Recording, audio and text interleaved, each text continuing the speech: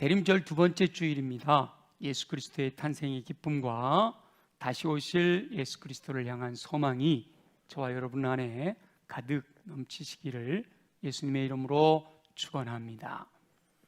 오늘은 특별히 예수 그리스도의 계보에 대한 말씀을 나누려고 합니다. 여기서 계보라고 하는 헬라어 단어는 비블로스 게네세우스라고 합니다. 비블로스 게네세우스라고 하는 말은 족보의 기록, 탄생의 기록, 역사의 기록이라고 해석할 수 있습니다.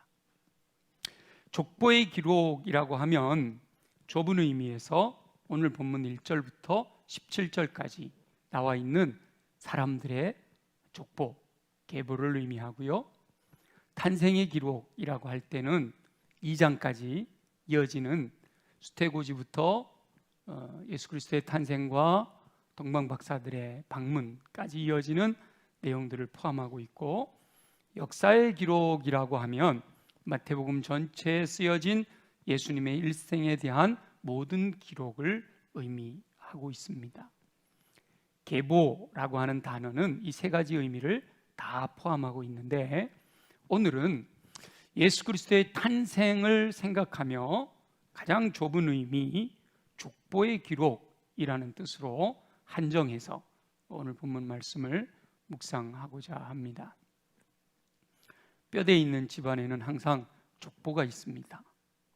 오늘 정혁이, 정우는 족보가 어떻게 되는지 모르겠어요. 김씨, 가장 많은 김씨 집안에 어떤 아이가 태어나면 그 아이가 족보상 어디에 위치하는지를 살펴보지요. 그래서 어떤 집안의 몇 대 손이다, 이런 표현을 사용합니다. 요즘은 뭐 그렇게 많이 하진 않습니다만은 얼마 전까지만 해도 많은 분들이 그 학렬이라든지 내가 몇 대 손이라든지 이런 거에 대한 생각들을 가지고 있었어요. 우리나라의 족보는 세계에서 부러워할 정도로 잘 발달된 족보로 정평이 나 있다고 합니다. 그래서 우리나라를 계보학의 종주국이다 라고까지 말한다고 합니다. 우리나라처럼 이 각 가문마다 김씨, 이씨, 박씨, 각 가문마다 족보를 문헌으로, 책으로까지 만들어 2000년 가까이 기록해온 나라는 그 유래를 찾아보기가 어렵다고 합니다.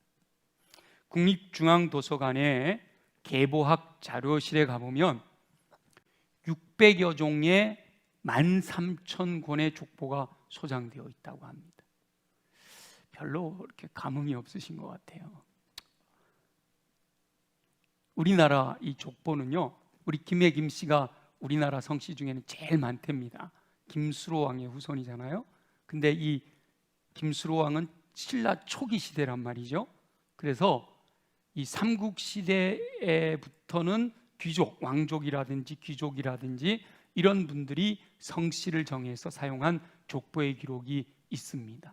그러니까 신라 초기부터니까 우리나라도 거의 2000년 가까이 되는 족보가 있다는 거죠. 귀족이나 왕족들은 그때까지 거슬러 올라간다는 거예요. 근데 일반 평민들은 조선 후기 이 족보 매매가 성행하면서부터 족보를 기록하기 시작했다라고 합니다. 성경에도 이 족보에 대한 기록이 많이 등장하죠. 창세기에도 나오고요, 역대기에도 나오고요, 오늘 이렇게 복음서에도 나오고. 그것을 보면 이 이스라엘 민족과 우리나라 한민족이 족보를 중요하게 여기는 것으로도 굉장히 비슷하다라는 사실을 알 수 있습니다. 이스라엘 민족과 우리 민족이 많은 것에서 비슷하잖아요.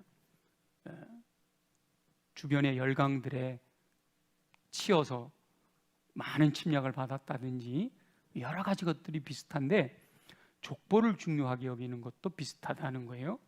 우리 대림절을 보내면서 이 예수 그리스도의 계보에 대하여 묵상하며 하나님께서 저와 여러분에게 말씀하시는 음성을 듣고 순종함으로 허락하시는 풍성한 삶을 누리는 저와 여러분 모두 되시기를 예수님의 이름으로 축원합니다. 이 예수 그리스도의 계보를 통해 오늘 하나님께서 저와 여러분에게 세 가지를 말씀하십니다. 첫째는 하나님께서는 약속하신 것을 반드시 이루신다라고 말씀하십니다. 우리가 함께 읽었던 본문이 짧지만 아브라함과 다윗의 자손 예수 그리스도의 계보라 이렇게 나오잖아요. 이 짧은 문장 속에 예수 그리스도는 아브라함과 다윗의 자손으로 탄생하셨다라는 사실을 알 수가 있죠. 하나님께서는 인류를 구원하시고자 하시는 뜻을 계획하셨습니다. 그리고 아브라함과 다윗을 택하시고 그 계획을 이루시겠다라고 이미 아브라함에게도 다윗에게도 많은 선지자들을 통하여 약속하셨습니다. 그 예수 그리스도의 탄생은 우리가 기뻐하고 축하하는 성탄절 예수 그리스도의 탄생은 하나님께서 약속하신 것을 성취하셨기 때문에 가능한 것이죠. 하나님께서는 창세기 12장에서 아브라함을 부르시고 내가 내게 지시할 땅으로 가라 라고 명령하시면서 모든 족속이 너로 말미암아 복을 얻을 것이라 라고 약속하십니다. 그리고 창세기 22장 18절에서는 좀 더 구체적으로 내 씨로 말미암아, 이 씨는 후손을 의미하는데 내 후손으로 말미암아 천하 만민이 복을 받으리라 이렇게 말씀하세요. 그러니까 아브라함의 후손을 통해 인류를 구원하시겠다라고 약속하신 것이죠. 하나님께서는 아브라함에게 약속하신 대로 인류를 구원하실 메시아를 아브라함의 후손으로 이 땅에 오게 하셨습니다. 하나님께서는 아브라함에게 약속하신 것을 그대로 이루신 것이죠. 또 하나님께서는 다윗에게도 그 후손으로 하여금 왕권을, 영원한 나라를 든든히 세우게 할 것이다 라고 약속하시는데요, 사무엘하 7장 12절에 보면 내 수완이 차서 내 조상들과 함께 누울 때에 내가 내 몸에서 날 내 씨를 내 뒤에 세워 그의 나라를 견고하게 하리라 말씀하세요. 내 씨를, 내 후손을 내 뒤에 두어. 이 말씀은 1차적으로 다윗의 왕권을 이어받는 솔로몬을 향한 말씀이지만 궁극적으로는 예수 그리스도를 예표하시는 약속의 말씀입니다. 이어지는 사무엘하 7장 16절에 보면 내 집과 내 나라가 내 앞에서 영원히 보존되고 내 왕위가 영원히 견고하리라 이렇게 말씀을 하시거든요. 그런데 솔로몬의 왕권이 영원히 지속되지는 않았잖아요. 그래서 이 말씀은 다윗의 후손으로 오실 예수 그리스도를 통하여 하나님의 나라가 영원할 것을 약속하신 말씀입니다. 다윗의 후손을 통해 역사하실 것에 대한 하나님의 약속은 선지자들을 통하여 반복하여 확증되었습니다. 여러 구절이 있지만 대표적으로 이사야 선지자의 예언을 보면 이사야 9장 6절과 7절 말씀, 이 말씀을 우리 한번 같이 읽어보겠습니다. 방송실 준비됐나요? 금방 우리 찬양, 대림절 찬양 두 곡을 불렀잖아요. 두 번째 찬양 중에 새아기 이사야의 예언대로 그랬잖아요. 자, 우리 이사야서 9장 6절과 7절 말씀 다 같이 한번 읽어보겠습니다. 시작. 이는 한 아기가 우리에게 낳고 한 아들을 우리에게 주신 바 되었는데 그의 어깨에는 정사를 메었고 그의 이름은 기묘자라 모사라 전능하신 하나님이라 영존하시는 아버지라 평강의 왕이라 할 것임이라. 그 정사와 평강의 더함이 무궁하며 또 다윗의 왕좌와 그의 나라에 군림하여 그 나라를 굳게 세우고 지금 이후로 영원히 정의와 공의로 그것을 보존하실 것이라. 만군의 여호와의 열심히 이를 이루시리라. 아멘.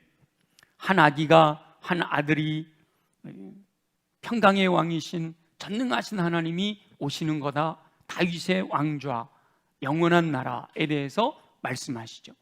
하나님께서 이렇게 아브라함과 다윗에게 약속하신 대로 때가 되어 예수 그리스도를 이 땅에 보내셨습니다. 하나님께서 저와 여러분에게도 무수히 많은 약속의 말씀을 주셨습니다. 우리 성경을 통해 보면 얼마나 많은 약속의 말씀이 기록되어 있는지 몰라요. 신실하신 하나님께서는 아브라함과 다윗의 약속을 이루신 것처럼 저와 여러분에게 하신 약속도 반드시 이루실 줄로 믿습니다. 비록 더디게 느껴질지라도 하나님께서는 하나님의 때에 정확하게 약속대로 이루십니다. 대림절을 보내는 저와 여러분은 하나님께서 약속하신 대로 반드시 이루실 것을 확신하며 흔들지 않는 믿음으로 순종하는 삶을 통해 허락하시는 풍성한 삶을 누리시기를 예수님의 이름으로 축원합니다. 두 번째 우리에게 말씀하시는 내용은요, 하나님께서는 믿음을 중요하게 여기신다 라고 말씀하십니다. 사람들은 족보를 기록할 때 자랑스러운 것을 주로 기록합니다. 여러분, 족보 이야기하는 뭔 대화를 하다가 우리 집안은 말이야, 족보 이야기하는 사람이 자기네 족보에 부끄러운 거 얘기하는 거 들어보신 적 있으세요? 전부 그냥 자랑스러운 것만 다 이야기를 합니다. 제가 말씀을 준비하면서 이 계보에 대한 말씀이라 족보에 대한 자료를 많이 찾아봤는데, 그 족보에 대한 자료를 찾아보면서 저는 안성희 씨거든요. 안성희 씨 집안의 족보도 한번 살펴봤어요. 저희 집에는 이 4권으로 된 안성희 씨 집안의 족보가 있어요. 근데 컴퓨터에 들어가서 뒤지니까 종친회 사이트도 있고요, 뭐 다 있더라고요. 그 사이트에 들어가서 내용을 이렇게 보다 보니까 재밌는 게 하나 발견했어요. 많은 내용이 있는데 그 중에 이런 내용이 있더라고요. 조선시대 때 과거 시험에 합격했던 조상들의 명단이 기록이 되어 있더라고요. 그걸 어떻게 찾아냈는지 몰라요. 그 족보에 아마 직책이나 이런 것들이 있으니까 발견한 것 같아요. 우리 조상들이 조선시대 때 과거 시험에 합격했던, 그래서 이제 쭉 보다 보니까 우리 조상들 중에는 제일 유명했던 분 중에 한 분이 이숙번이더라고요. 이숙번. 조선시대에 여러분 별로 잘 모르는 분인 것 같아요. 자, 이렇게 대부분 사람들은요, 조작을 해서라도 자랑스러운 것을 강조하고 부끄러운 것은 가능하면 숨기려고 합니다. 그런데 예수 그리스도의 이 계보에는 부끄러운 것도 그대로 기록되어 있습니다. 예수 그리스도의 족보에 기록되어 있는 모든 인물을 다 살펴보기는 시간이 없지요. 근데 이 마태복음의 족보 중에 특징이 하나가 있는데요, 여인들이 이름이 기록이 되어 있습니다. 보통은 성경에서 여인들의 이름이 기록되는 경우는 드물지요. 사람들의 숫자를 계수할 때도 여인과 아이들은 빠질 정도로 여인들이 이름이 나오는 경우는 드문데, 이 예수님의 족보, 거룩한 하나님의 아들 예수 그리스도의 족보에 여인들의 이름이 기록된 것도 놀라운데, 그 여인들의 삶을 보면 부끄러운 삶을 살았던 분들입니다. 기록된 여인들을 보면 다말, 라합, 룻, 그리고 밧세바예요. 밧세바는 이름으로 나오지는 않고 우리아의 아내라고 나오죠. 이미 성경의 기록을 통해 우리가 알 수 있듯이 이 여인들은 인간적인 기준으로 보면, 성경적인 기준으로 보면 흠이 많은 인생을 살았습니다. 그럼에도 인류를 구원하신 예수 그리스도의 족보에 당당하게 이름을 올리고 있습니다. 이 사실을 통해서 하나님께서는 사람들의 행위보다, 지나간 삶의 행적들보다 그들의 믿음에 더 집중하신다라는 사실을 깨닫게 됩니다. 그래서 예수 그리스도의 계보는 다른 말로 믿음의 계보라고 할 수 있습니다. 다말은 유다의 며느리였습니다. 윤리적으로 보면 부끄러운 행위였지만 대를 잇고자 하는 믿음으로 행한 일이기 때문에 사실대로 그대로 기록하고 있습니다. 라합은요, 여리고 사람으로 기생이라고 기록되어 있습니다. 그러나 여호와 하나님께서 행하신 놀라운 일들을 전해 듣고 상천하지에, 위로는 하늘에 땅으로는 아래로는 땅에 하나님 같으신 분이 없다, 여호와 하나님이 같으신 분이 없다, 상천하지에 하나님에 대한 믿음을 고백합니다. 룻도 마찬가지죠. 이방 나라 모압의 여인이었습니다. 그러나 하나님을 향한 신실한 믿음을 고백하며 시어머니 나오미를 떠나지 않고 끝까지 따르면서 순종하였기에 예수님의 계보에 들어가는 거예요. 바세바는 말할 것도 없죠. 우리아의 아내였습니다. 그러나 다윗을 통해 낳은 아들이 예수 그리스도의 계보에 들어가게 된 거예요. 이 네 분에 대한 이야기는 성경에 나와 있으니까 여러분 궁금하시면 좀 더 자세히 살펴보시면 되겠죠. 물론 오해하지는 말아야 됩니다. 행위가 어떠하든지 믿음만 있으면 된다라는 걸 말씀하시는 건 아니에요. 성경은 전체를 통해서 살펴봐야 되는데 분명히 믿음은 행함이 따라와야 된다라고 말씀하시죠. 그런데 예수님의 족보에 기록된 여인들은 비록 자신의 과거가 어떠하였든지 하나님의 약속을 신뢰함으로 변화되어서 그 이후로 그 약속을 부여잡고 살았기 때문에 예수 그리스도의 족보의 이름을 올릴 수가 있었던 겁니다.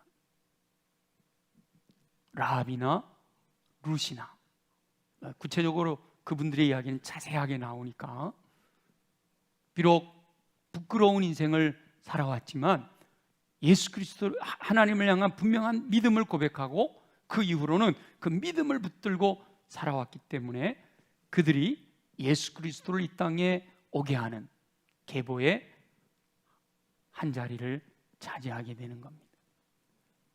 대림절은 늘 새해 이 한 해의 마지막 때와 겹치죠. 성탄절이 12월 25일이다 보니까 그 성탄절을 앞두고 4주간 지키는 이 대림절은 늘 한 해의 결산의 때와 맞물립니다. 그래서 이 대림절을 보내면서 저와 여러분은 한 해를 돌아볼 수 있는 기회를 갖게 되는 것이죠. 올해도 여러분 이 대림절을 보내면서 한 해를 좀 이렇게 돌아보시고 정리하시면서 새해를 계획하셨으면 좋겠어요. 그런데 저도 그렇지만 지금까지 한 해 동안 살아온 삶의 모습을 돌아보면 잘한 것도 발견할 수 있지만 부끄러운 일들도 많이 있습니다. 저는 돌아보니까 잘한 것보다 부끄러운 게 더 많은 것 같아요. 여러분 어떨지 모르겠어요. 물론 잘한 것이 있다고 자랑하거나 교만해서는 안 되겠죠. 모든 것이 주님의 은혜입니다. 주님께 영광 돌리고 주님을 자랑해야 합니다. 그러나 내세울 만한 일이 하나도 없었다 할지라도 부끄러워할 필요는 없습니다. 물론 하나님 앞에 잘못한 것이 깨달아지면 철저하게 회개해야 하는 것은 당연하죠. 회개하지 아니하고 막 믿음으로 행한다? 이건 주님이 기뻐하시지 않죠. 잘못한 것들을 주님께서 생각나게 하시면 철저하게 내려놓고 돌이켜서 지금까지는 그렇게 해왔을지라도 이제부터는 그렇게 하지 않기로 결단해야 되는 거예요. 그러나 이 결단할 때 중요한 것은 하나님께서는 저와 여러분의 믿음을 보기 원하신다라는 사실입니다. 약속을 성취하실 것을 확실하게 믿고 순종하기를 원하신다는 거예요. 하나님의 전능하신 능력은 불가능이 없는 줄로 믿습니다. 저와 여러분이 여호와 하나님을 신뢰하면 하나님께서는 저와 여러분을 변화시켜서 하나님께서 약속하신 일을 이루실 줄로 믿습니다. 대림절을 보내면서 이 미래를 꿈꾸는 기회로 삼으시기를 소망합니다. 가정을 구원하고 지역을 새롭게 하고 인류를 변화시키는 일을 위해 믿음으로 헌신하고자 결단하는 저와 여러분이 되시기를 소망합니다. 목사님 무슨 인류를 변화시킨? 우리가 강력한 영향력을 끼치지 못하지만 믿음은 바라는 것들이 실상이고 보이지 않는 것들이 증거잖아요. 지금부터 우리가 믿음을 가지고 우리의 가정을 구원하고 지역을 새롭게 하고 인류를 변화시키는 일 위해 내가 헌신하겠다 기도하면 전능하신 하나님께서 역사하실 줄 믿습니다. 하나님께서는 부끄러운 과거를 가진 영혼들을 변화시켜 믿음으로 행하게 하심으로 인류를 구원하시는 놀라운 역사의 통로로 쓰임받게 하셨습니다. 하나님께서는 저와 여러분도 사용해 주실 줄 믿습니다.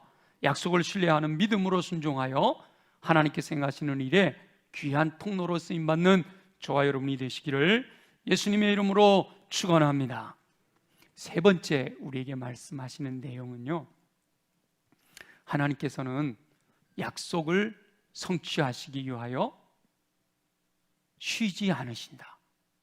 약속을 성취하시기까지 쉬지 않으신다라고 말씀하십니다. 아브라함과 다윗의 자손 예수 그리스도의 계보는요, 아브라함으로부터 시작하여 다윗을 지나 예수 그리스도께서 탄생하실 때까지 거의 2000년의 시간이 흘렀습니다. 아브라함이 BC 2000년 사람이고요, 다윗이 BC 1000년경의 사람이고 예수님이 2000년이 흐른 뒤에 탄생하시는 거예요. 그 기간 동안 역사에는 엄청난 변화가 있었습니다. 하나님께서 아브라함 한 사람을 택하셨죠. 그리고 그 아브라함의 후손들이 애굽으로 내려가 400년 동안이나 종살이를 해야 했습니다. 물론 요셉이 살아있는 동안에는 대우를 받았지만 요셉을 알지 못하는 왕이 세워지면서 그들은 종으로 전락했지요. 애굽 왕 바로는 이 아브라함의 후손을 말살시킬 정책을 시행했습니다. 아들을 낳으면 다 나일강에 던져버려라 그랬잖아요. 그러나 그들은 오히려 더 왕성하게 성장하여 큰 민족을 이룹니다. 모세의 인도로 출애굽하였지만 광야에서 고통의 시간을 보내야 했습니다. 약속의 땅 가나안을 차지하기 위해서는 엄청난 정복 전쟁을 치러야 했습니다. 가나안 땅에는요, 거인들의 후손이 남아 있었어요. 그들과 치열한 전쟁을 통하여 땅을 차지해야 했던 겁니다. 그 전쟁이 끝나고 난 뒤에 사사시대에는 믿음이 약화되고 하나님의 징계를 받고 회개하고 부르짖는, 그때 주님이 다시 구원하시는 이 일이 반복되는 악순환의 과정을 겪기도 했습니다. 하나님을 신뢰하지 않고 왕을 요구하여 왕정 시대를 보내기도 했고, 하나님을 떠난 백성들이 결국은 나라가 멸망하는 결과를 낳게 됩니다. 북왕국은 아수르에게 망하고 남왕국은 바벨론에게 망하게 되지요. 약속의 백성임에도 불구하고 뿔뿔이 흩어져 그 뿌리 자체가 사라지기도 했고, 타국의 포로로 끌려가 노예 생활을 하며 인고의 세월을 보내야 했습니다.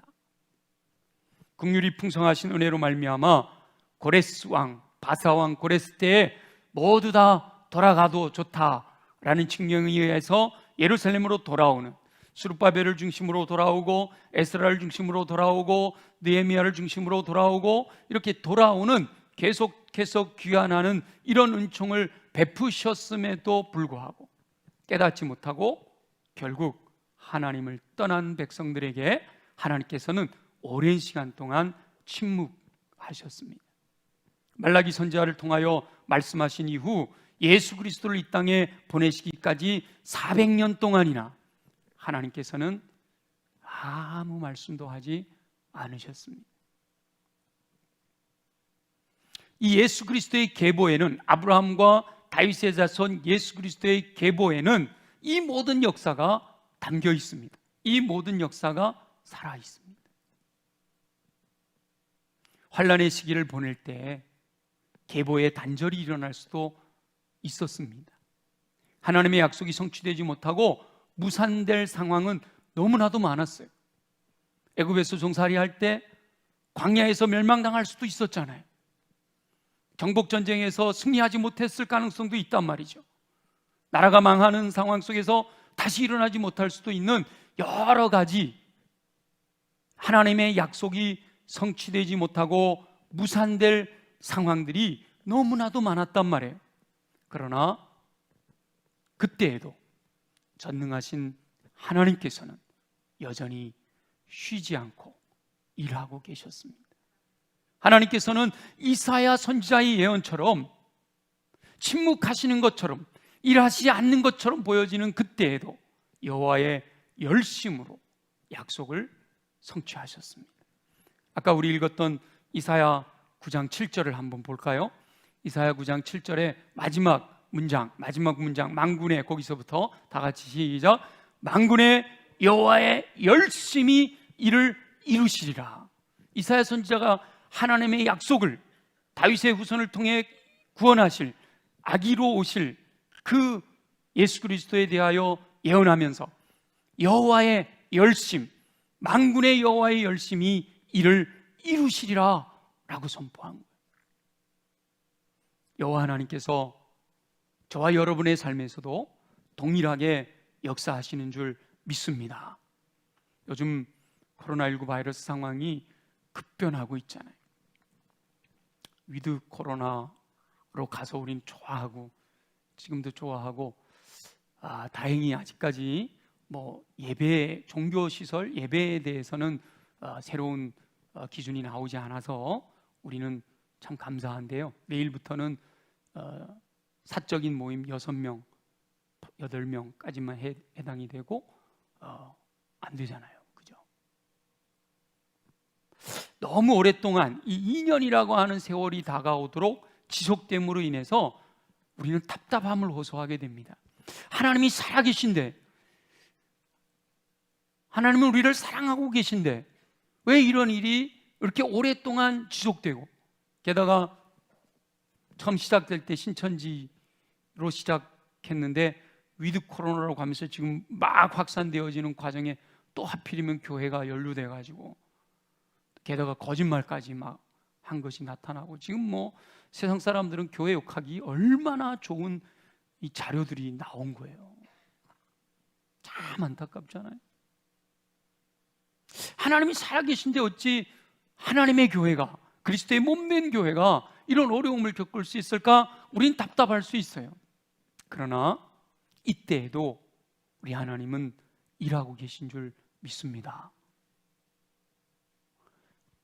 저와 여러분보다 이 2000년의 역사 속에 이스라엘 민족은 얼마나 힘들고 어렵고 고통의 시간을 보냈습니다. 그럼에도 그 역사 속에 우리 주님은 열심을 가지고 일하고 계셨어요. 쉬지 않고 일하고 계셨단 말이죠. 저와 여러분들 가운데는 도저히 희망이 보이지 않는 절망적인 상황에 맞닥뜨린 삶을 사는 분들도 있죠. 솟아날 구멍조차 보이지 않는 절망적인 환경에서 안타까움 가운데 절규하고 있는 분들이 있을 수 있어요. 육체적인 연약함 때문에, 경제적인 어려움으로 인해서, 인간관계의 여러 가지 갈등 때문에, 자녀들 때문에, 부모님 때문에, 친구 때문에, 얼마나 많은 이유로 인해서 절망적인 상황에 도저히 희망이 보이지 않는 그런 시간을 보내고 있는 분들도 있을 수 있어요. 그럴 때가 되면 우리 마음속에 하나님 살아계신데, 분명히 하나님 살아계시다고 말씀하시는데, 하나님 나를 사랑하신다고 말씀하시는데 어찌 내게 이런 일이 일어날 수 있는가 하고 답답해할 수 있어요. 그러나 예수 그리스도의 계보를 묵상하는 저와 여러분은 그때에도, 내가 절망 가운데, 좌절 가운데, 낙심 가운데 있는 그때에도 하나님께서는 일하고 계심을 확신해야 할 줄로 믿습니다. 하나님께서는 어떤 상황에서도 인류 역사 구원의 그 일을 멈추지 않으셨어요. 사람들은 하나님께서 역사하시지 않으신다라고 생각할 때에도 여호와 하나님께서는 오히려 여호와의 열심으로 일하고 계셨습니다. 하나님께서 저와 여러분을 향한 여호와의 열심도 멈추지 않으시는 줄 믿습니다. 하나님께서 사랑하는 영혼들을 향한 섭리를, 그 약속을 이루시고자 하시는 그 일을 멈추지 않으십니다. 하나님께서는 계획하시고 약속하신 것을 반드시 이루십니다. 때가 되었을 때에 하나님께서는 말씀이 육신이 되어 우리 가운데 거하게 하시기 위해서 예수 그리스도를 아브라함과 다윗의 자손 예수 그리스도를 이 땅에 보내주신 거예요. 역사는 엄청난 격변 가운데 흘러가고 있지만 여호와 하나님의 섭리는 변하지 않고 흔들리지 않고 그 역사 속에 도도히 흘러가고 있는 줄로 믿습니다. 내 눈에 보이지 아니하고 내 손에 잡히지 아니하고 내가 경험할 수 없다고 해서 믿지 못하는 어리석음을 범하지 말아야 합니다. 역사적인 엄청난 격변의 상황 속에서도 하나님께서는 여호와의 열심을 가지고 여전히 쉬지 않고 일하고 계신다라는 사실을 예수 그리스도의 계보가 밝히 보여주고 있습니다. 대림절을 보내면서 다시 한번 믿음을 점검하고 어떤 상황에서도 여호와 하나님께서 쉬지 않고 저와 여러분을 위하여 일하고 계심을 확신하며 허락하시는 은총 가운데 풍성한 삶을 누리는 저와 여러분 모두가 되어지시기를 예수님의 이름으로 축원합니다. 우리 주신 말씀을 기억하며 함께 통성으로 기도할 때 하나님 우리에게 주신 말씀을 기억합니다. 하나님은 약속을 반드시 이루신다 말씀하십니다.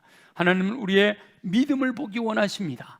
하나님께서는 우리가 느끼지 못할지라도 우리가 깨닫지 못할지라도 여호와의 열심을 가지고 쉬지 않고 일하고 계심을 말씀하십니다. 그 말씀 부여잡고 말씀대로 믿고 순종하여 주님께서 허락하시는 내가 온 것은 양으로 생명을 얻게 하고 더 풍성히 얻게 하라는 것이라 말씀하신 그 풍성한 삶을 누리기를 소원합니다. 우리 다 같이 함께 통성으로 기도하겠습니다. 살아계셔서 역사하시는 우리 주 여호와 아버지 하나님, 대림절을 보내면서 예수 그리스도의 탄생으로 인해 기뻐하게 하시고 예수 그리스도의 재림을 소망하며 살게 하시니 감사합니다. 오늘 예수 그리스도의 계보에 대하여 묵상하며 하나님의 음성을 듣게 하심도 감사드립니다. 하나님께서는 약속하신 것을 반드시 성취하시는 줄 믿습니다. 아브라함에게 약속하신 대로 아브라함의 후손으로 예수 그리스도를 보내주셨으니 감사합니다.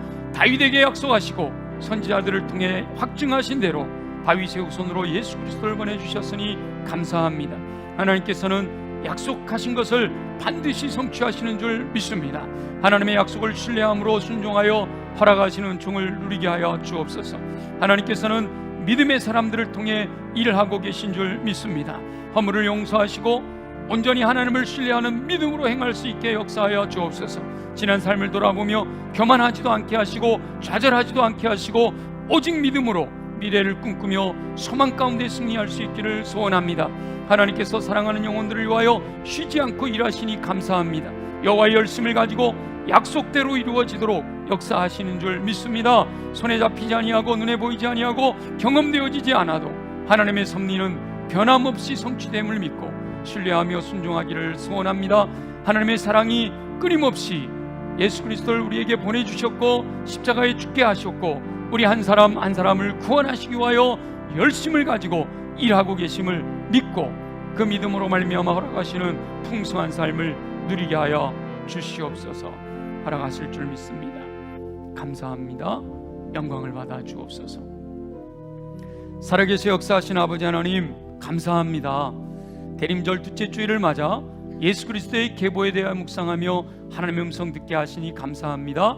주님 우리에게 말씀하신 대로 약속을 성취하신다, 반드시 이루신다 말씀하시며 믿음을 보시겠다 라고 말씀하시고 여호와의 열심으로 쉬지 않고 일하고 계신다 말씀하시오니 주님의 약속을 부여잡고 말씀대로 순종하여 주님이 행하시는 놀라운 일들을 누리며 주님께서 허락하시는 풍성함 가운데 승리하도록 은총나려 주시옵소서.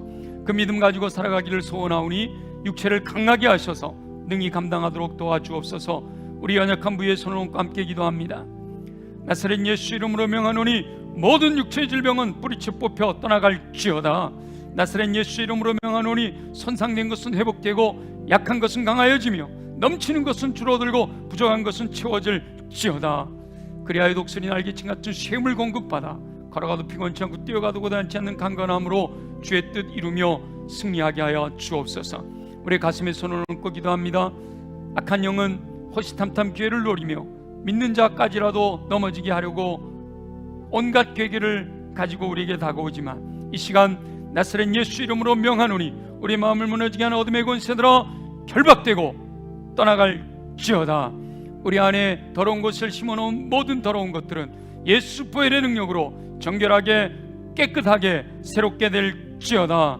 우리의 마음이 옥토로 준비되어 말씀이 임하실 때마다 아멘으로 받아 그 말씀이 뿌리 내려 30배 60배 100배의 풍성한 열매 거두어 주의 영광 나타내게 하여 주시옵소서. 무엇보다 내 힘으로 할 수 없음을 고백합니다. 성령의 역사를 따라 힘을 다하여 수고하기를 소원하오니 성령님, 왕이신 성령님, 나를 인도하여 주옵소서. 왕이신 성령의 이끄심을 따라 믿음으로 순종하여 열매와 은사를 통해 주의 영광 나타내며 하나님의 나라를 확장시켜가는 귀한 삶이 되게 하여 주시옵소서. 허락하실 주님을 기대합니다. 주님 영광을 받아 주옵소서. 예수님의 이름으로 간절히 축복하며 기도드립니다. 아멘.